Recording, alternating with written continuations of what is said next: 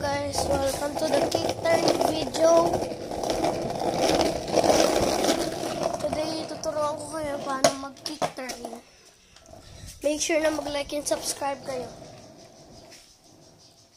Para paglaki ko, pwede kayong bumili sa akin ng mga skateboards. Or kahit bata pa ako, pwede kayo bumili ng skateboard.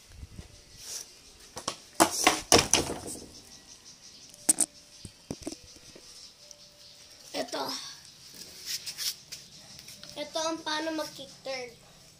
Diba? Dito ako papakita ko sa inyo. Diba? Naandar kayo. Nag-move kayo. Tapos nag-push kayo papuntang back. Parang mag-180 kayo na walang... Parang mag-180 kayo. Diba? Dito. Pwede to maka-learn ng revert. Mabilis. Or kick turn muna bago revert. Diba? Malapit ka na mabangga doon sa wall. Tapos humawak ka doon, tapos nag-push ka. Parang revert lang din siya, pero walang tunog na ganito. Walang tunog, wala. Ang kick turn ay yung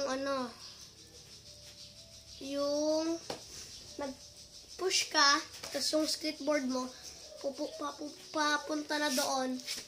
Kailangan gano'n, no?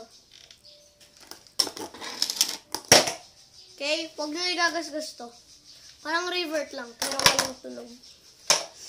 So, ganito, kunwari. Ito, back foot ko, kunwari. Ito. Tapos pagka ganun ko,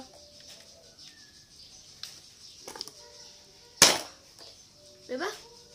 Ganun lang. Regular or goofy.